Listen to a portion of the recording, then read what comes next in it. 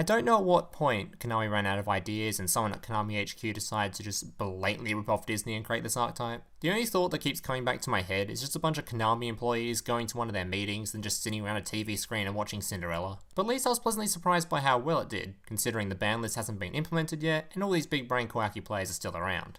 But here's my deck list. So honestly, I'm not particularly sure whether or not this is going to be the best way to run the Cinderella cards, as I'm pretty sure the archetypes can end up just being a tool for other synchro decks to run to try and get out synchro monsters. But as for just pure Cinderella cards, this is the list I've been using. The deck has 5 main pieces. Golden Castle of Stromberg is a field spell that has 2 main effects.